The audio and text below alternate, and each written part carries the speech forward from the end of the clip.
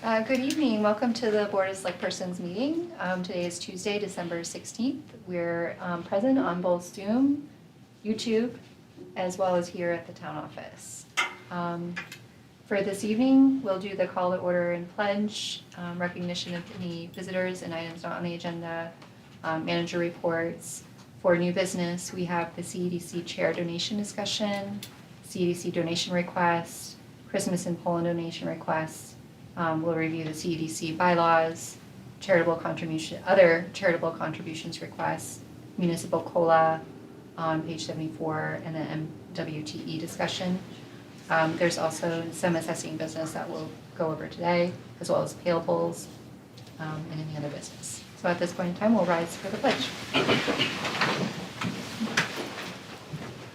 Pledge allegiance to the flag of the United States of America and to the republic for which it stands, one nation, under God, indivisible, with liberty and justice for all.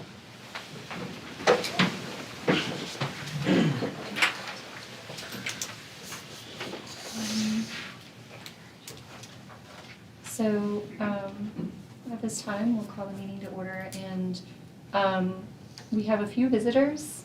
So do you want to, we'll just have everyone that's in person, we'll review your discussion point this evening. That way you don't have to stay for the whole meeting. We have a couple representatives from the school board here today. So Emily and Jess, welcome. Thank you. Did you want to speak or say hello or address? Yeah, I just wanted to introduce myself. My name is Jess Smith. I live in Mechanic Falls. I just was recently elected as the chair of the school board after Mary retired. She had been our chair for at least 10 years. So I just wanted to come and say hello. I hadn't been to one of these meetings before. We also recently had a Poland representative to the school board step down. So we're asking if you could appoint someone to fill that spot as soon as possible as your schedule allows. I know it's the holiday season, but we're starting our budget meetings and we're quite busy right now. And I also wanted to extend an invitation. We have a community forum coming up on January 6th at 6 p.m. at the Minot School.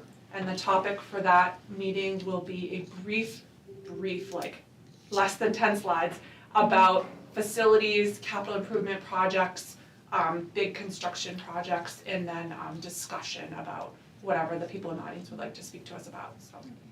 And I'm sorry, you said that was at the Minot School? Yep, in the gym. Thank you. Wonderful, thank you. And then we have a representative from Seniors Plus. Hi. Hi, I'm Dana Morrill. I'm the Community Services Supervisor at Seniors Plus. And I'm here to just say thank you for your past support and hopefully your continued support for our services. For those of you who don't know, we're the Area Agency on Aging. So we service Androscoggin, Oxford, and Franklin counties. So we do a variety of things at Seniors Plus. We're a huge resource hub for people that are looking for assistance with applications, long-term care services. We provide whatever support we can in person. If somebody can't get to us, we try really hard to get out to them as well. One of the things we're probably most known for is our Meals on Wheels program. Because of a lack of funding, we do currently have a waiting list, and we're hoping for funding soon. But we are taking folks off a little at a time as people come off the program. And that's a huge, huge barrier right now with food insecurity, as I'm sure you all know.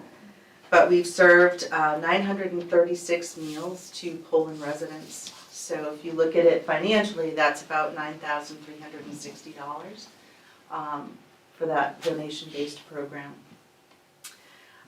We do Medicare counseling at the agency. I myself am a counselor, and our biggest challenge this year was helping older adults get onto programs that were going to be financially healthy for them in 2026. Insurance rates are really skyrocketing, so we're doing benefit checks to see what kind of benefits can we help people with. A lot of plans have dropped certain parts of their programs, so we've gotten people on other programs. So that's a really huge part of what we do. We do caregiver support. So we do a lot around caregiving for folks that are hopefully living at home as they want to, living with dementia or Alzheimer's. We have support groups in place. We provide respite services. We do have a person in Poland that got a few hours of support and some respite time to be able to go out and do what they need to do. So we have support groups in all of our counties. We have programs that happen in at the office as well as in the communities as we're able. And when people ask us to come do a program, we're happy to do that. So I'm hoping at some point we can come to Poland and provide a program. We do a lot of evidence-based programs, whether it's fall prevention, pain, living with diabetes, those sorts of things. So we help educate the community about those types of things. With our education center, we also do congregate meals. So anybody can come to the building. Tuesdays is the day, so people can sign up and come in for a free meal and have some discussion with peers. So that's really great. We're in process of building a new kitchen at Seniors Plus and at our Lewiston facility for a bigger kitchen to support more people with meals, a bigger education center, which will also have a computer lab, so we can start working with older adults so that they can become more savvy with doing applications online, because nowadays everything is online for these adults. So I'm really happy with the work that we do. I support our mission. I've been with the agency for 28 years, and I wouldn't be there that long if I didn't believe in what we do. I'm also a Poland resident, and I do want to say thank you so much. I think we live in a really great community, and it's really, really awesome to be able to come into the town office to register my car or whatever, and people know your name. That doesn't happen everywhere, and I think that that's really special. And when you bring your trash to the dump, Marvin and his buds are the best, really. I mean, it's a great feeling for our community, so thank you all so much for that. I believe we are asking for $1,500 again this year. So again, I hope for your support. Is there any questions? Does anybody? I don't have any questions, but I just want to say thank you so much for all that you do for our community, and it's just needed, and we really appreciate it. We also have a veteran program, and we did have a veteran in Poland that we were helping to, he was doing his own care, he hired his own caregivers. So if you know of any veterans in the area that are looking for home support, let us know, and we'll reach out as needed. So, thank you so much. Thank you. Nice job, thank you.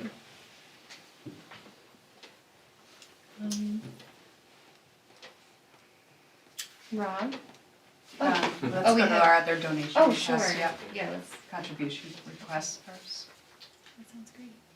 First is gonna be Kelsey. Hi, Kelsey. Thanks for joining us. Hi, thanks for having me. Can you hear me? Absolutely, yep.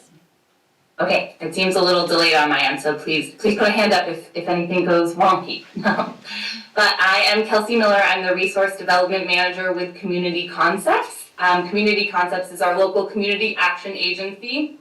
So we're a 501c3 nonprofit. We're serving residents with low to moderate income, primarily in Androscoggin, Oxford, and Franklin County, but several of our programs go statewide and or reach into different counties. First and foremost, before I keep going, I want to thank the town of Poland. You've been a wonderful partner to CCI over the past years, and we just thank you so much for your contributions. It truly makes a difference for the work that we're doing. So thank you so much. This year, we're asking the same amount as in previous years, that $3,500. Any donations coming in from our local municipalities help us fund any gaps in our funding. Again, as a community action agency, we are primarily funded through federal grants and state grants. However, most of that money we need to make a match. And so our donations from our local municipalities help us with that match, but can also help in any other gaps that we have. And as a community action agency, we have a very wide range of programming. So we have dozens and dozens of programs ranging from children and family services, including Head Start, which Poland residents do participate in. So that's for our littlest neighbors and helping them and their them to prepare for kindergarten, but then also helping their families connect to local resources, making sure they're connected to their primary care. Things of that nature. We also have family coaching, home visiting, prevention councils, all helping families really just thrive and succeed and get the resources in our communities that are available. We're very well known for fuel assistance, so we run the home energy assistance program for our region, and that is what most Poland residents who do come to us come to CCI for. So last year we served 182 households in Poland just with the home energy assistance program, and then 41 households with the emergency assistance program. So that's if you have an eighth of a tank or lower, you can call Community Concepts, and we can help get that emergency fuel assistance to you. Several other programs that Poland residents took part in last year included weatherization, home repair, our central heating improvement program that helps folks if their fuel goes down in the winter time, we can come and help get that back up and running. And then just looking into Community Concepts Finance Corporation that works on financial wellness with folks. We had 17 clients from Poland last year took part in our home buyer education classes. So those are classes that help folks to go from soup to nuts about how to buy a home. Are you prepared to buy a home? What steps do you need to take before you're prepared? We also have housing counseling and financial coaching, and so for those folks who are looking to buy a home, but also maybe those who just need to help with their budgeting, and Poland residents took part in that as well. So I would love to take any, we do a lot, and I know it can be overwhelming, and we have so many programs, but if you have any questions, either now or later, I'd be happy to follow up. And again, we're just so grateful for the opportunity to submit a request, but also thank you for your past support. Thank you, Kelsey. Yeah, It's thank nice you. meeting you. Appreciate it. Any questions? Great, thank you. Thank you. And next we have Grace. No, I can't see. Yes. Yep. Okay.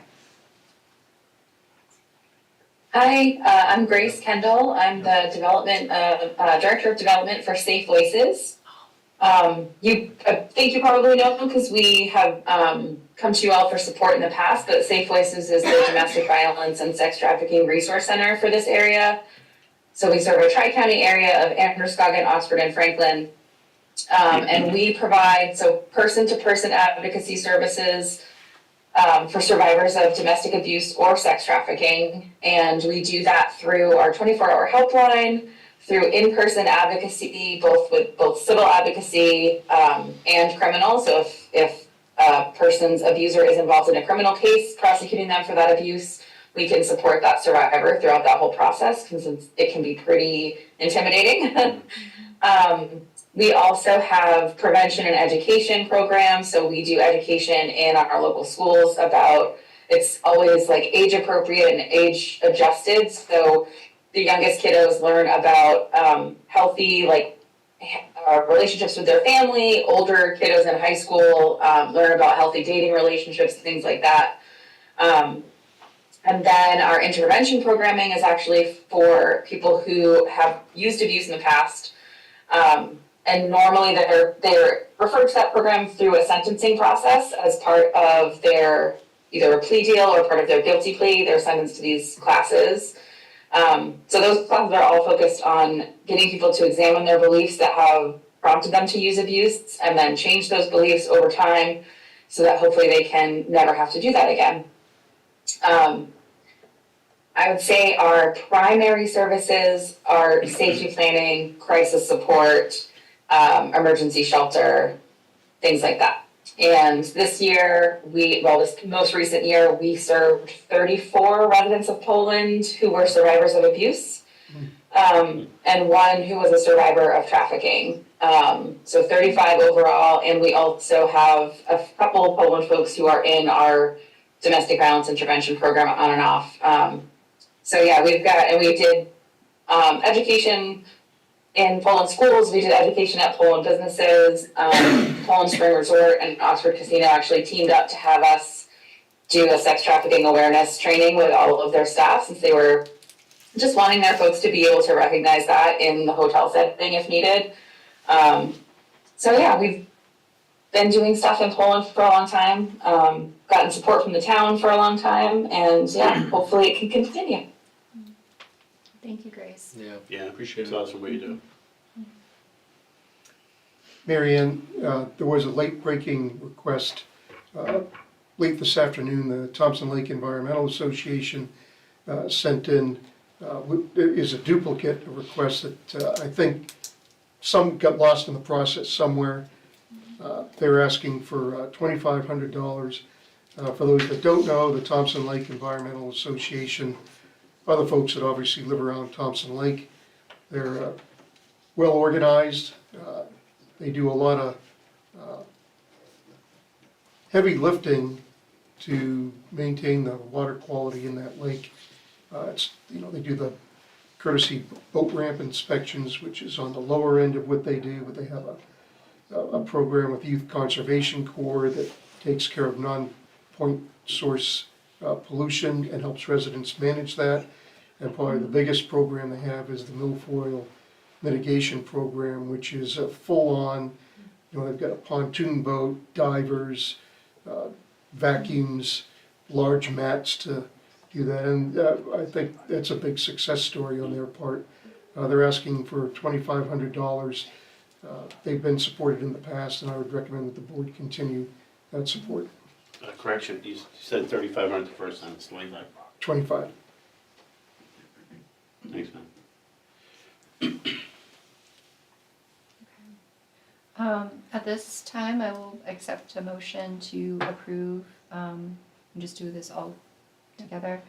A $3,500 donation for Community Concepts, a $500 donation for Safe Voices, $1,500 donation for Seniors Plus, as well as a $2,500 donation for the Thompson Lake Environmental Association. Just like to note, you're not approving it tonight. What you're Right. doing is forwarding it on to the budget committee for their recommendation for it to go on the warrant. Okay. So that's what we're doing. We're not approving them tonight. We don't have the authority. The townspeople have to do that at town meeting. But we're forwarding it on to the budget committee tonight in the total amount of $8,000. So moved. When is the town meeting scheduled for? It runs with the June election Okay. for the state. Okay. I don't know what the date is off the top of my head, and I can't see the At calendar. some point, But okay. not that the calendar would help me anyways. There's no more town meeting per se where they vote on the different articles. It goes to referendum, but we do also hold 2 public hearings ahead of the referendum vote for anyone that has questions or want to discuss the budget.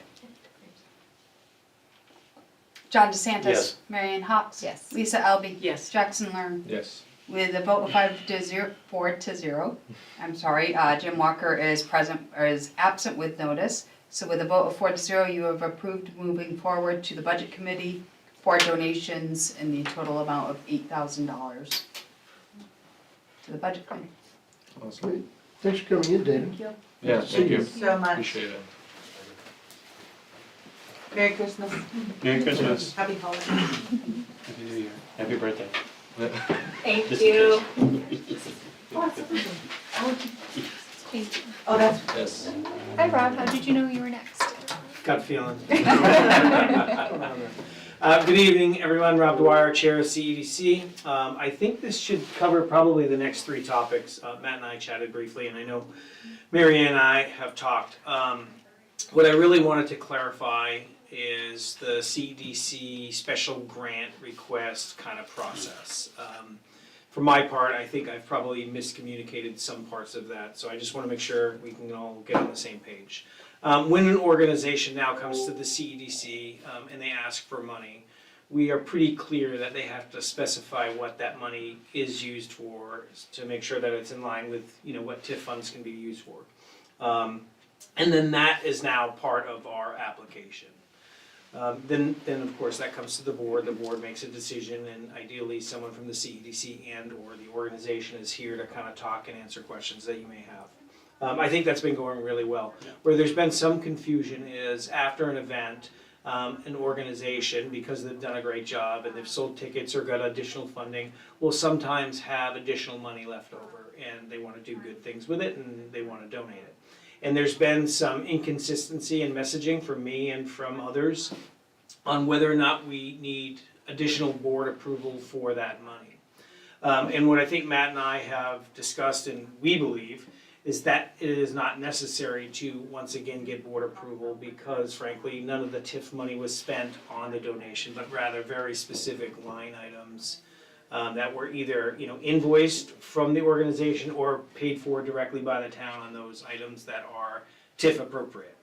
So that was a long-winded way of saying we, the board, the CDC rather, doesn't think we need to come back, like Six at the Springs, come back and ask Mother May I for donations, since that money was used as it was supposed to be. But we just, did I summarize that? You did a great job, Rob, and so we've talked about this before, we reflected on it here. For tonight, the 6th of the spring, the Christmas in Poland, I'd say please go and make the donations that you were planning to, and going forward, anybody that receives money from CEDC for an event, if after the event they have money, they should be able to do that. As we looked at it, we don't have any written policy in place, so there's, if you're trying to follow guidance, it's not there for you. It's also something I don't think, it's too hard to police.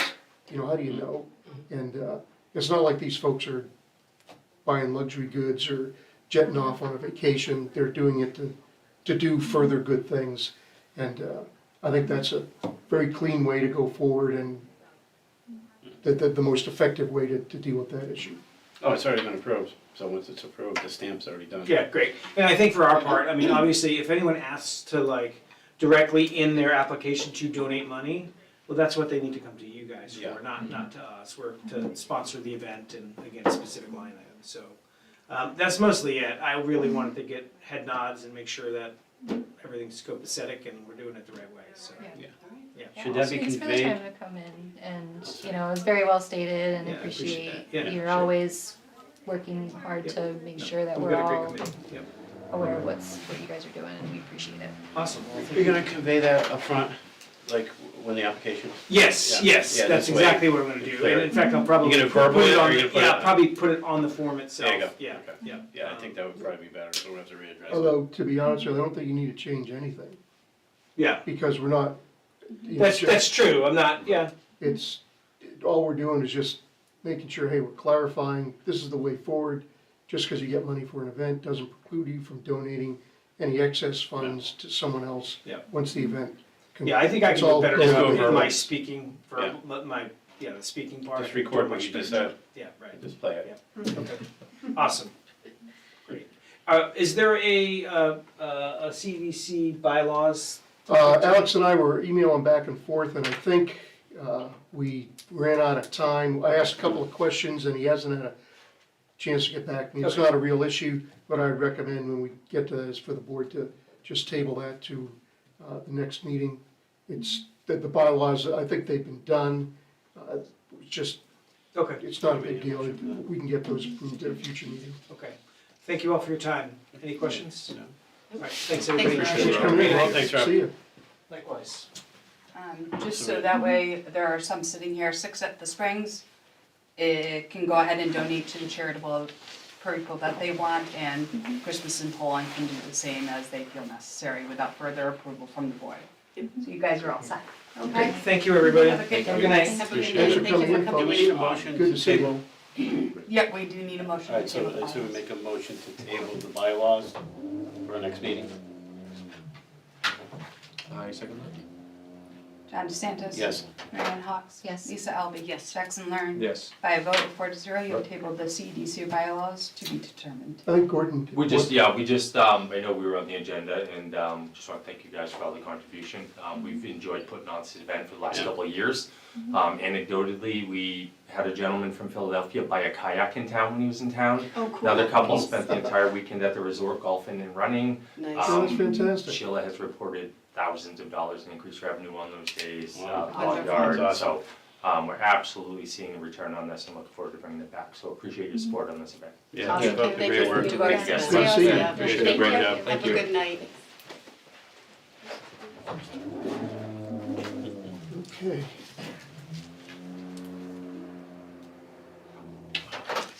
And then you wanted to discuss COLA. Uh, Is it? Do you want to go back up to the manager report? Oh, yeah, let's go backwards and Okay, get that. we can do out of the that. way.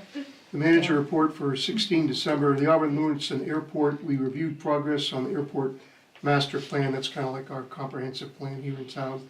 Approved the annual audit findings, approved new aviation business to operate at the airport. Transfer station, the construction is complete, except for a few punch list items. Public Works lady put in road shoulders, and we're paying the final bills and completing closeout documents. Punch list items are done. We just submitted the final paperwork on that grant this afternoon, so that was closed out. So, yeah, It's a big milestone. Mm. it is. That's Yeah. $598,000 that we were able to use to make that a better place. It's really wonderful. Yeah, the stormwater system is next. Construction's complete. We're paying the final bills and completing closeout documents. That's a more challenging grant because we're using in-kind labor for our portion of the grant, so you gotta watch dot your i's and cross your t's. MMA Executive Committee reviewed various internal policy changes, approved representatives to several boards, and discussed how the legal department could be organized going forward. The legal department, we use them quite often actually to get legal opinions on various items, and they've had some staffing changes there. So they're thinking how they might be more effective going forward. And pending questions, that's the manager report. Oh, no, I'm not done yet. I'm not done. I'm planning to take some vacation from December 30th to January 13th. I'll be in the local area, but family's coming up. There is a person and their girlfriend camping on the Waterhouse Brook Trail on the railroad bed. We've interacted with him a number of times through our deputy, who they've been really good about this. We've told them they need to move on by the end of the day tomorrow, or we're gonna tow they have a camper down there and there's a vehicle, neither of which appear to be running. So that's gonna occur Thursday if they are not gone by not close of business, by the end of the day tomorrow. Do you mind sending us an email when that gets updated? Yeah, I can do that. Okay. Just let me write that down, else I'll forget it.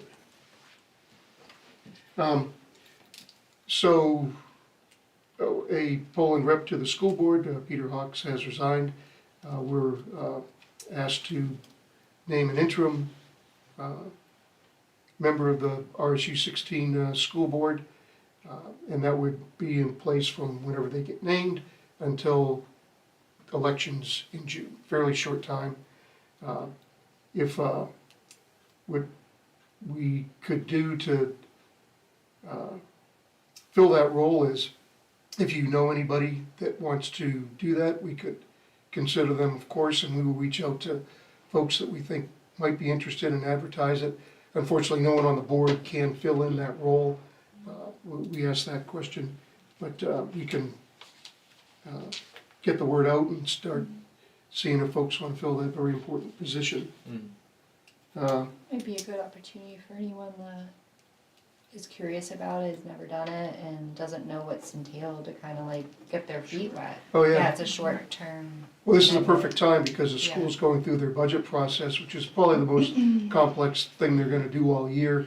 It'll give you a great insight as to how that whole thing gets put together, and you'll be able to have some great input. The other thing, the library grant, we had USDA reach out today and give us some guidance on initial steps, and we'll get some more later this week. But that process has started. Not sure how involved it's gonna be until we get into it, but we're starting and pretty happy that we're starting. Awesome. Bit of sad news, we had one of our Public Works employees resign today. And so we're looking for a replacement for him, as well as that other new position that we're funding. We think we have a potential candidate, so we'll see how that works out. But we're gonna keep moving forward, and Adam has a way to make sure that we're covered for this winter. And pending any questions, that's the manager report. Thanks, Matt. Yeah, appreciate it. The financial report, I'm gonna start on page 22. A note in the packet for anybody that's looking at it is, we've got two reports. We didn't have the last meeting because of weather. But this one here is the latest one. I think it's easier to brief off of that, and for folks following at home, that's on page 22 in your packet.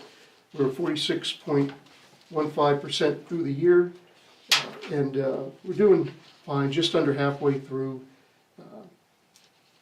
Nothing, revenue is coming in, a little high on tree growth, which is great. It's good to be high on revenue.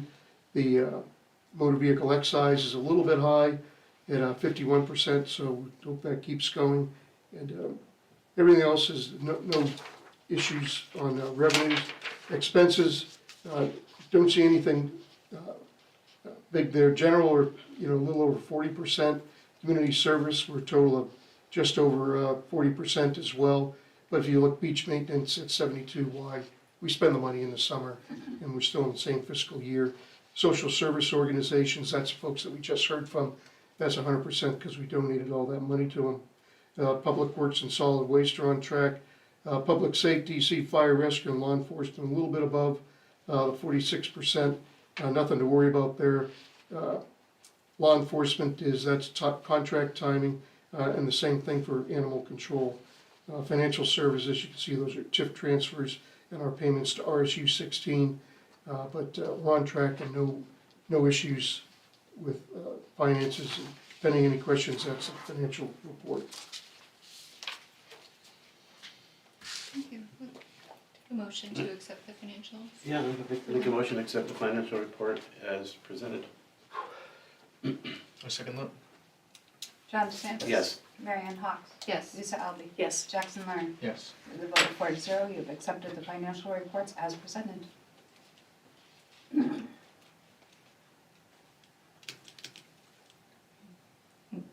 Department reports, you'll see folks are doing some good things of interest. Parks and Recreation has some good things to say about what things are happening this winter for folks, but no significant issues, and folks are doing a great job. Now moving on to the municipal COLA. The personnel policy requires us to submit to the board a recommendation for a municipal COLA each year. Last year when we did this, we promised that in addition to providing a recommendation on a COLA, we would include a survey of other municipalities so you can see, are we an outlier? Are we in, where do we stand with regard to other municipalities? I did a survey of folks on the MMA listserv. I had one other town, I think it was Oakdale. I think that's Oakdale, it was Oak something. Small town. They came in at 3.1%. The average is, a little over, 3.06%. And we recommend a COLA of 3.1%. Where did we get that 3.1%?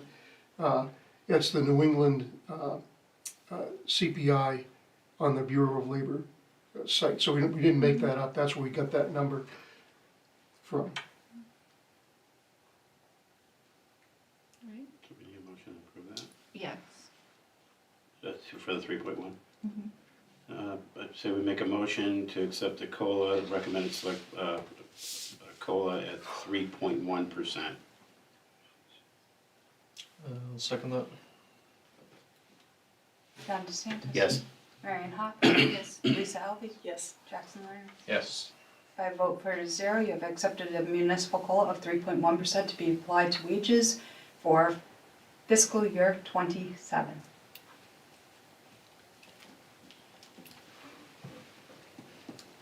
And then you had on the agenda to have a discussion. Main on- waste to energy Yes. discussion. So I don't know, about a month, maybe a month and a half ago, I went to see Mary Ann about the main waste to energy facility. As you know, I am on the executive committee and a board member of that facility.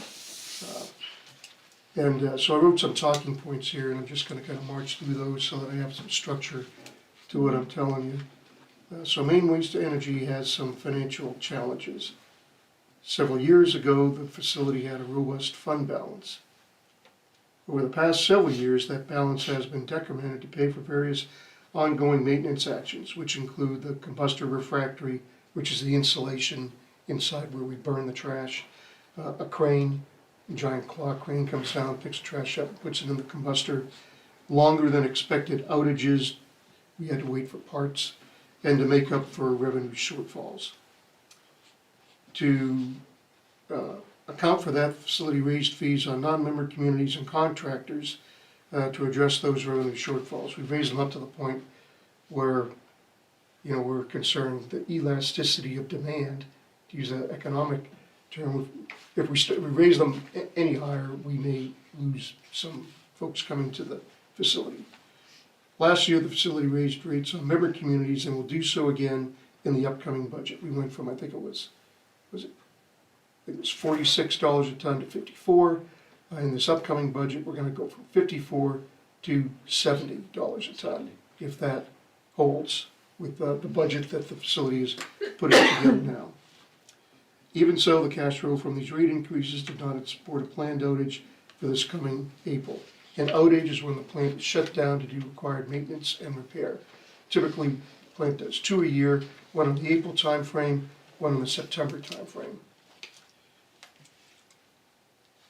The facility elected to charge member communities a total of $1 million to ensure there was enough funds to pay for this work.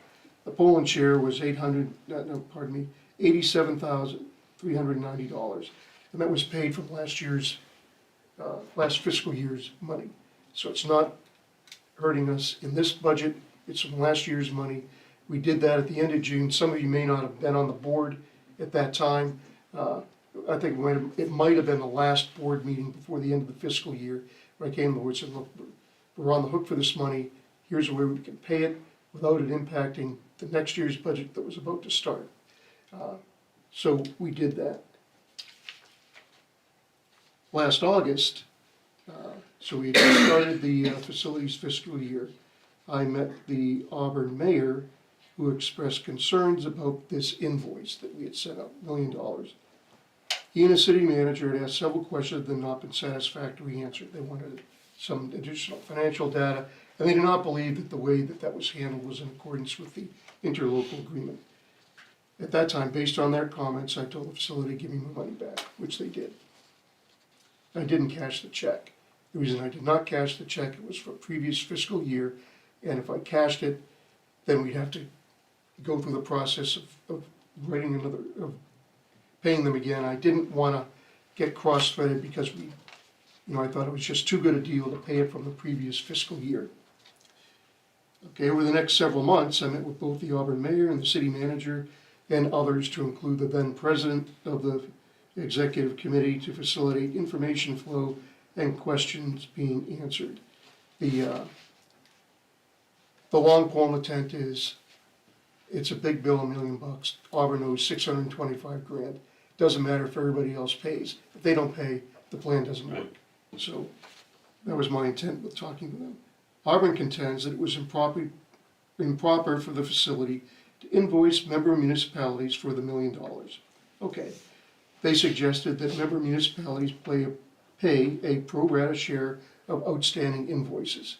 And it says that right in the interlocal agreement. And, okay, fine. So far, so good. We're still talking about $1 million.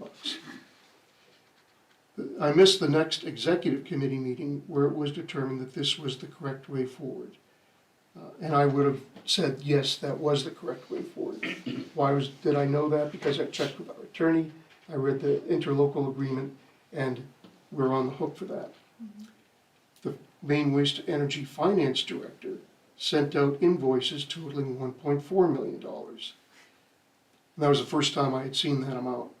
The Poland share would be $115,000, of which we've already set aside $87,000. Pardon me.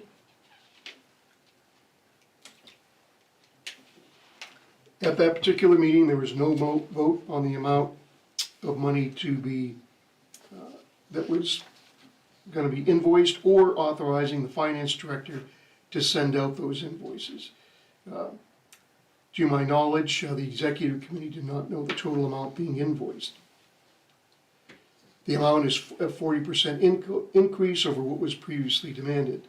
And in fact, just 3 weeks before this invoice went out, the executive director informed all member municipalities that funds would be raised by this method and the total amount would not change. Basically, we're going to pay $1 million of outstanding invoices. That would have been fine. The other executive committee members at the most recent meeting I was at felt that's a legal way to obtain these funds. They're correct, because I checked with our attorney again to make sure that it was. They were also satisfied with the $1.4 million total. Pardon me.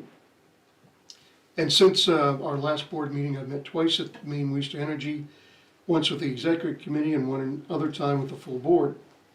Both meetings talked about next year's budget. At the full board meeting, the Auburn representative, also the board president, told us he was no longer be the representative from Auburn. They weren't happy with the way he was conducting himself. We elected a new president, a man named Eric Gagnon from Wales, good guy, select board for 16 years. He runs his own landscaping business, does a lot of winter plowing, common sense. I think he's going to do a good job. Following this meeting, I spoke with the new president. I lobbied him to review the $1.4 million invoice and reduce it to $1 million. We'll see how that goes, but I feel that I'm on solid legal footing in contesting that. I intend to tell Waste Energy tomorrow that that check that I took back, that they can have that money back, because now they're in a situation where they're going to need that to what am I saying? To handle their cash flow. Sorry, I lost my train of thought there. Now, earlier today, I talked to the Auburn manager, their city manager again. In the past, I've talked to other town managers who are member municipalities, and I'm not paying that $1.4 million. I'm not doing it. I'm very frustrated that we got down that path. I don't think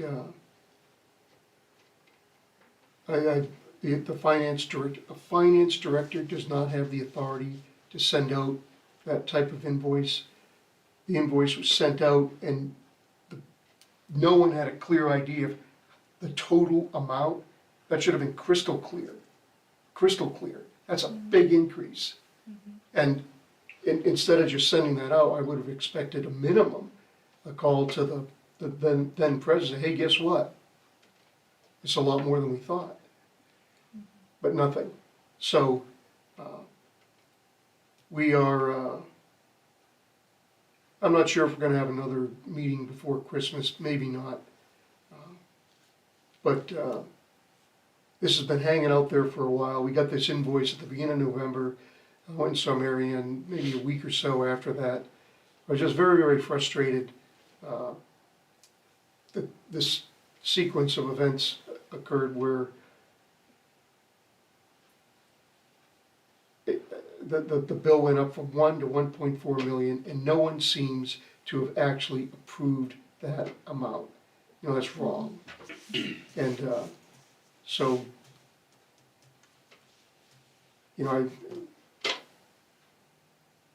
at this point, I had to tell the board, had to tell you, hey, you know, last time I talked to the board as a group was back in June, nothing changed. Everything was going okay until we got that invoice in November. Doesn't matter that we changed the rationale for raising the money, the bill was still the same.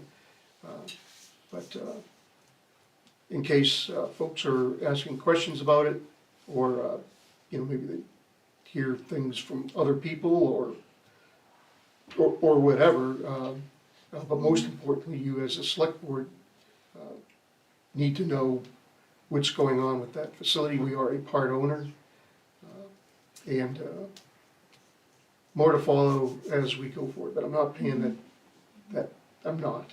I can't. I mean, it's not fair. It just isn't. You look at, for a time, so the pro rata share is basically the same kick in the shin proportionately for everybody that's a member community. And we can do a better job. The other thing that, there was just, here's the copy of some invoices that you owe. Really? Well, where's the projection going forward? We pay this, well, what happens? You have a cash flow projection that shows how we're gonna manage this going forward. That wasn't included. And I'm not sure why. But, so there was some changes on the executive committee. The old Auburn rep was a city councilor there. I've known him for years, a nice guy, but Auburn decided they were gonna replace him with their city manager, a guy named Phil Crowell. I don't know if anybody knows him. Good guy, understands large, complex organizations. He's gonna be a great addition. I've known him for years as well. And I think we'll be able to get this thing sorted out. But I didn't want to be the only one with a secret, and wanted to let you folks know, and folks in town know, because it's their money, what's going on. I'm happy to answer any questions on that. I don't think I'm going to have any new information until sometime in January, just because we're so close to Christmas. I don't think they're going to get together with another meeting, though I strongly suggested that we should. We'll see what happens there, but at any rate, standing by for any questions that you might have. So maybe I missed it in your speech there, but what made it jump from that 1 million to the 1.4?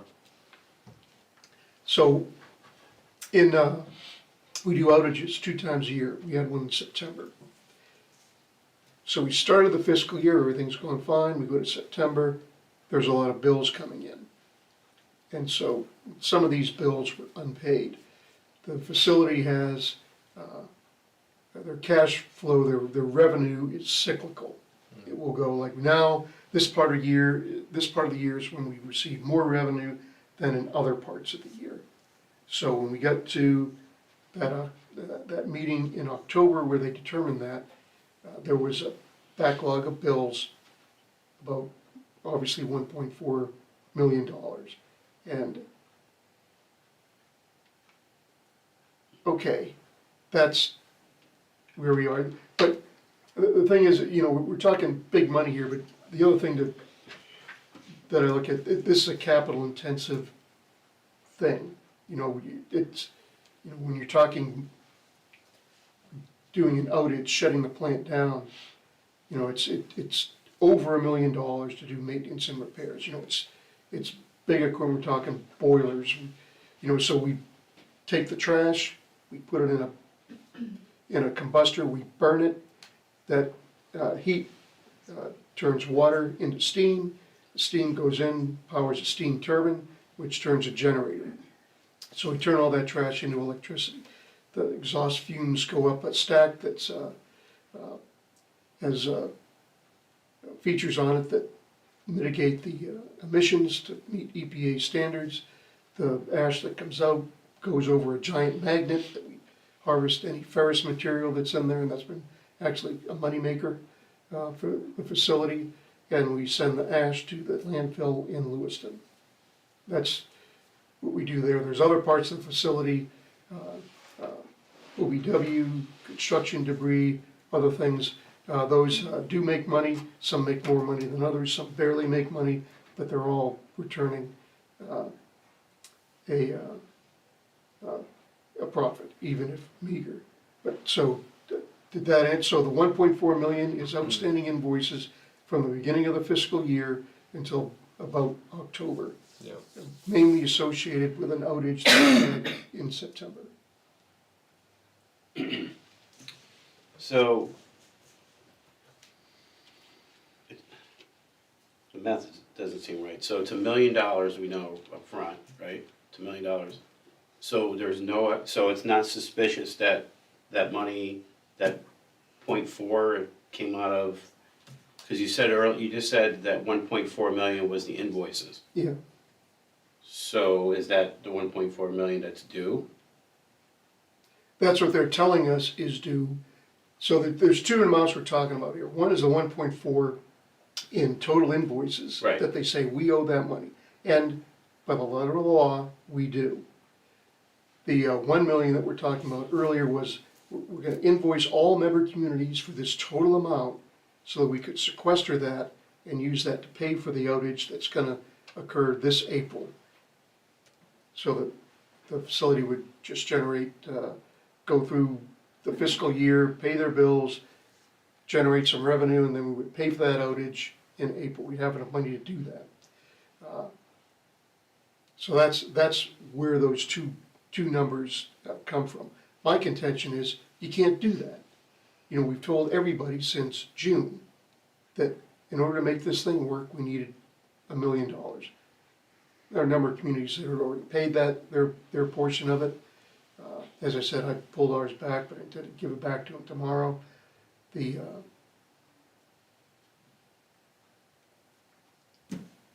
in the email that went out telling folks we owed 1.4, the finance director references and includes below his email, and here's our justification for asking you for this money.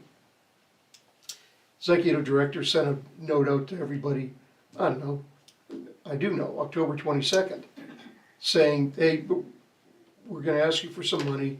Here is the legal justification for doing so right from our interlocal agreement. And by the way, this is intended to just replace the earlier invoice, not add to it. Basically, it's just a different way of collecting that money. So how can we go from October 22nd, everything's good, to November 11th, when this next email comes out, we owe 40% more? I mean, come on. So my second thing is, so is this a legal matter? Is this suspicious to you, or? I don't think anybody's being dishonest here. There might be some competency issues, but I don't know. But we will shortly, because one of the things that, when I was talking to the folks from Auburn, they have some excess capacity in their finance department and are gonna not do a full audit, but are gonna be able to review what's going on, and to the point where they're satisfied or not satisfied. But they'll share those results with the other municipalities, and good on them, because they're gonna do it, and it's not gonna cost anybody anything. They're just doing it because they need to. And that'll be a good thing. So based on the audit, or whatever you wanna call it, I'd call it a Look over it. financial review. if it's accepted, then we owe the 1.4? Well, I checked with our attorney, and they're on, the interlocal agreement says that we are on the hook for any unpaid outstanding bills, all member municipalities. Right. Okay. But I'm still not gonna pay. Why? Not because I'm being obstinate, but because there was no vote. There was no amount in the vote. We went in the short span of 3 weeks from 1 million to 1.4 million. There's no clear way forward. There was no discussion, at least to my knowledge, of why don't we just pay $1 million of outstanding invoices? What does that do for us? And so we'll see where we go here. The concern that I had when I decided I'm not paying this is that they tell us that we can't dump our trash there. And I think they'd have a tough time doing that. Why? Because we're paying our tipping fees, we're paying to dispose of the trash, we're paying the $1 million portion that we were asked for and legally obligated That's pay the 87,000. $87,390. So we're paying that. The part we're contesting is this, that it was improperly invoiced, there's no clear way forward. What the heck are we doing? So I think we're on solid legal ground here. If they were to do that, okay, we divert it. I'm not sure where yet, maybe the Lewiston landfill or something like that, but then it would become a legal matter at that point. And I think that there's probably some off ramps before it gets to there, but I'm just not paying. It's not fair. And these outstanding invoices, so these are more around capital expenditures, so repairs and things like that. Yeah. Wood maintenance, and they don't have that as part of like their operational budget that is supposed to be covered by the revenue that they collect from Well, members and non-members? that's a great question, because there are some maintenance and repair items in there. Sorry, did I cut you off, or? No, No. I was just trying to figure talking out, about- you like, mentioned okay. that, you want to charge your members a certain rate to cover operational expenses for Yeah. the year, but then we're hit, the members are hit with this huge invoice that's supposed to cover these outstanding invoices, so clearly, right, revenue, expenses are exceeding revenue. Yeah. So the invoices, what did they have on there? There was a number of invoices associated with the most recent outage in September. There was one invoice that was just regular operating expenses. We pay a company to come in and take the OBW and construction debris, and they're able to, we make a small profit on that from what we charge people to dump it, and we have to pay them to take it away. And so I'm wondering, well, why the heck is that in there? That should be a wash. So now, and that's one of the questions that we've got. Right, is where did the revenue go, or how was the money spent, and just getting a clear Yeah, absolutely. picture of what's happening with the money. And that's where we're coming from also, is we want to see a clear picture of where this is going down the road. Yeah, Or is we gonna run into the same exact thing 6 months from now? Where again, they have all these outstanding invoices that need to be paid and the community members are on the hook for them again. Yeah, So it doesn't we seem to need make some sense. clearance from them on what's going on and how they're Yeah. dealing with it. yeah. Because in a way, you are paying for it because you're paying Right. a fee for the waste. That's why like resource does that seem more sensible? I mean, we're paying for these shutdowns, whereas we wouldn't be paying for that if we were to take it to resource. I know we'd be paying a little bit more on our fees, but Well, we thought about that briefly. If we were to say that we were just gonna not be a member anymore, that's basically what right. you're getting. You can do that, but you gotta give them a year's notice, and at the end of that year, you're on the hook for any outstanding bills that are not paid when you leave. Mm. So if we have to give them a year's notice, that's, okay, that's a big deal. Why? Because back when the facility was first built, the town, with other municipalities, we paid off the bond to build the facility. So we are part owner of that thing. If we can make this work, and I know the folks from Auburn and many others are committed to making it do so, it's a good deal. We are, this coming year, for example, July 1, we'd be paying $70 a ton. The other contractors and municipalities are paying, I think it's $110 a ton in that area. So there's a significant savings for us to be a member. And so the purpose of my talking to you tonight about it was, again, I don't want to be the only one with the secret. I wanted to give you some background so you had some understanding of the challenges that we're facing at the facility. And we'll see what happens going forward, but Definitely keep us posted Yeah. on this, and I- because I, at some point, right, depending on how this goes, we'll probably wanna talk about a cost analysis to see, like, does it make sense to look at other avenues? well, we for could. the long term. I think, we could do that. I'm not gonna have any more information until sometime in January, probably later in January.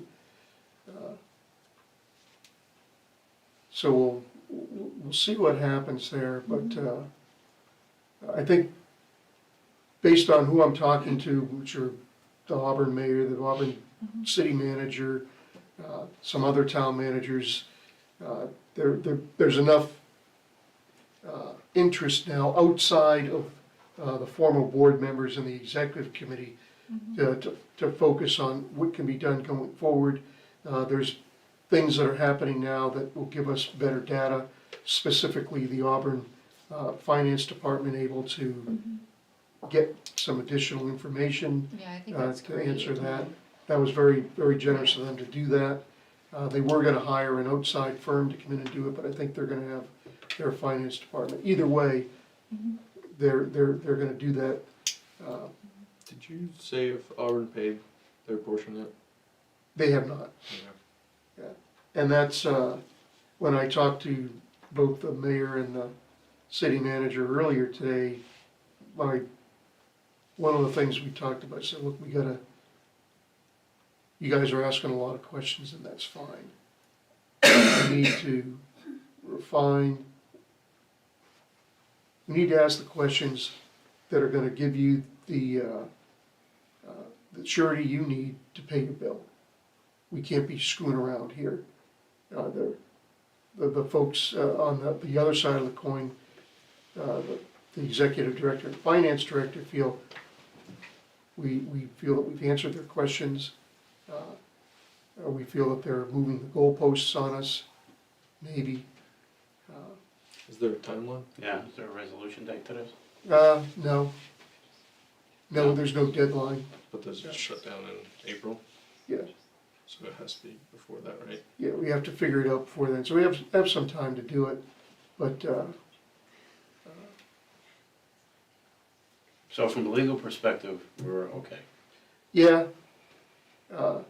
And their end is we want an explanation, itemized explanation, and then we look at it, or you look at it, and then we determine whether or not it's legit or not legit, or, Yeah, what I would think the next logical steps are that Auburn is gonna conduct their financial review, whatever form that takes. We're gonna have a different group on the executive committee to discuss this. And we'll see where we're going. That's kind of a wishy-washy answer. You know, I don't have dates, pardon me, but I don't have it because I don't have it. I don't have enough information yet. We just, I think that the past president, he's gone. The city manager from Auburn is there. That's a different dynamic. And we'll see where we're going. But I do owe you some more updates on that. And even though, if we have any meetings while I happen to be on vacation, I'm gonna go. It's not that long. But I've just kicked myself for missing that one meeting. And, you know, it's like, why, the number of things are just very basic things that could have been asked. We could have taken a different tact, and it wasn't done, so. Anyway, if any additional questions, that's the main waste of energy update. Thank you for bringing us up to Yeah. speed on that. Yeah, I think just to circle back to what Marianne had said, I don't think it hurts for us to look down other avenues in the meantime. To see if maybe it is a better option. I think that's a interesting thing to look at. I don't think it's gonna be as easy as doing a quick analysis. If we're gonna do that, it's gonna take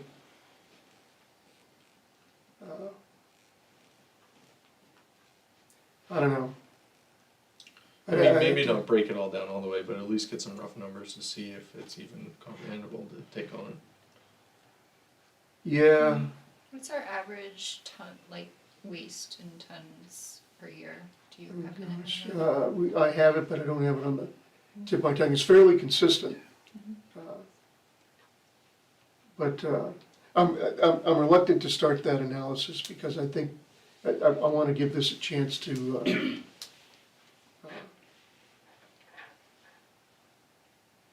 see if we can dig our way out of this thing. Yeah. And even if we said, hey, look, this is a better deal, and we're gonna do that, we can't do that for a year. So there's enough lead time that, whatever effort I'm gonna expend, I can do that with trying to figure this thing out in its current form. And if it looks like that's not gonna work, then we can figure something else out. But, Has this happened before? Is this the first time no. something like this happened? I don't think so. I've been on that board for, I don't know, 5 or 6 years now. Was it 5 or 6 years? Yeah, about that. I mean, it's the first time this happened with us, it is? Yeah. So we probably should just let this play out. Say that again, Joe. So we should probably let this play out before we make any other decisions as far Yeah. as switching or anything. But I think, in my mind, I think we're gonna pull the nose up and make this work. And as I said earlier, that if we're gonna go a different route, there's a long lead time, and we don't just say, hey, see you later. We're on the hook for some stuff. So to me, it makes sense, let's try to make this work. The issue with revenue is, all the stuff we have, all the trash that we're accepting and processing there is making the facility money. At least that's what they're telling me. It might be just a little bit of money, but that's okay. We're not trying to make a huge profit there. We're just trying to make the facility go. The issue is these maintenance items that have been long-standing, they haven't been able to be corrected, and they've just been killing us. That and when we had longer than expected outages, that's when the facility really loses money. And why did we have a longer than expected outage? There was one time, what did we need? Not a spacer, not a spindle, a thing that connects two, Like a bearing. what? Like a bearing. Not a bearing, but two Coupler. shafts together, Coupler. coupling, but it's a super duper coupling between the generator and the steam turbine. And these things were made of unobtainium, and we had to find one. And it took a while to do so. How often are these shutdowns happening? They happen twice a year, September and April. For maintenance. And how much is that costing for these Uh, shutdowns? Depends on what's being done. They try to do a smaller one in September and a larger one in April. The one in April is typically cost about $2 million. The one in September, significantly less. And we're gonna see what happens in the April shutdown with how much money we have to do repairs. We're only gonna do the repairs that we have the money to pay for. Mm. So we'll see how that. Each time are they asking from the town, or the towns that are part of it, for the money on these shutdowns? It's the first time that's ever happened. And so, So it Well- just comes down to they're not making enough to be able to pay for these shutdowns, exactly, or this shutdown. yeah. They're, the maintenance costs, maintenance and repair costs are vastly exceeding what's been budgeted. And I get that, you know, anybody that's worked with repairing equipment knows you find stuff that's broken that you didn't anticipate. But the kicker for the facility is that there's been some long standing issues that have not been able to be corrected. Probably the largest of which is the refractory in the combustor. The refractory is insulating, it's basically brick. So you're burning all this stuff, you got this brick that's on the inside so you don't burn through the metal exterior. And that brick's been, it's designed to, over time, ablate and be replaced. But this is going much faster and it's an expensive product to replace. So we need to figure that out. So how do you figure that out? It's air-fuel mixture. Air for us, we know what the fuel is, it's the trash. So we need to figure that out. Doesn't seem like it would be that hard, but it is. Thanks again. Yep, more to follow on Stay that. tuned, more to come. Yeah, yay, Good luck. And just let us know how we can help. I will. So, yeah. Next is we have an abatement, page 75.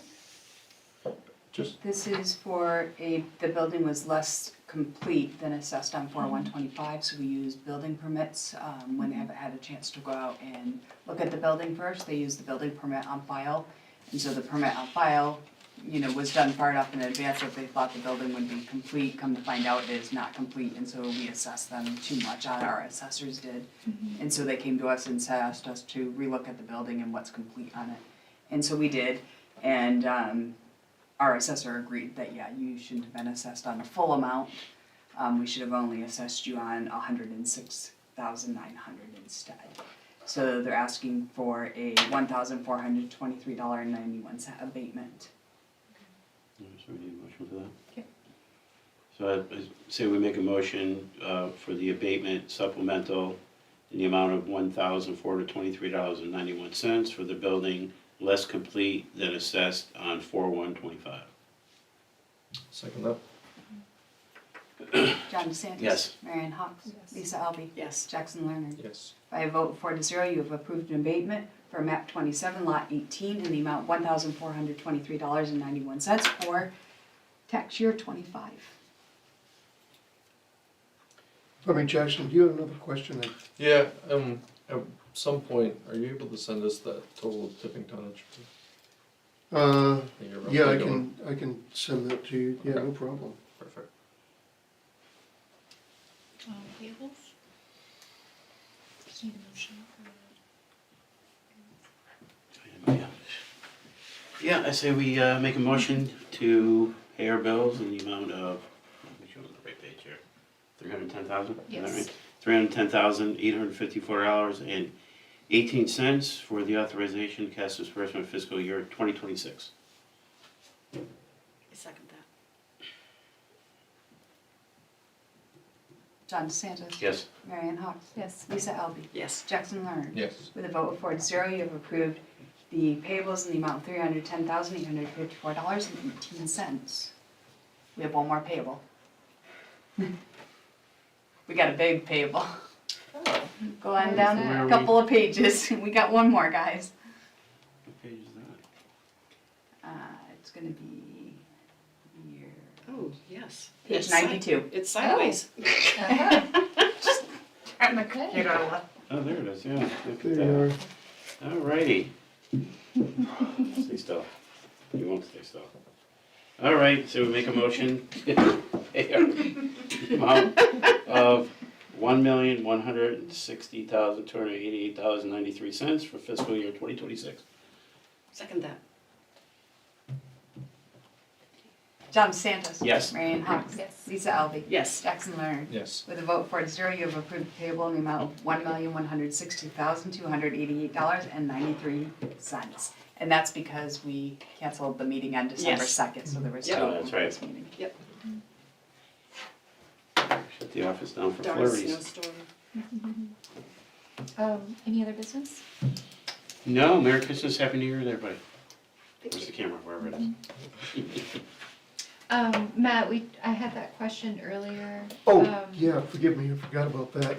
So you asked me, can people pay their taxes in installments throughout the year and have that money credited to their account? The answer is yes, you can do that.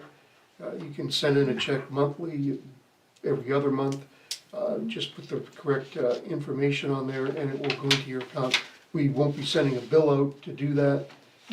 But there are already a number of people, not a lot, but there are a few people that do that. Just keep in mind that if you don't pay your tax bill in full at the appropriate time, you're going to incur some interest charges. But, perhaps that's okay, because it might work for your individual financial situation. Great, thank you. That's all that I had. Yeah, that's good. I have nothing. I'm good. Anyone? I'm good. All right. All right. Motion to adjourn? Make a motion to adjourn. Second it. John DeSantis. Yes. Marion Hawks. Yes. Lisa Elvey. Yes. Jackson Lemon. Yes. I have vote of 4 to 0 to the agenda meeting. Have a good evening, everyone. Thank you.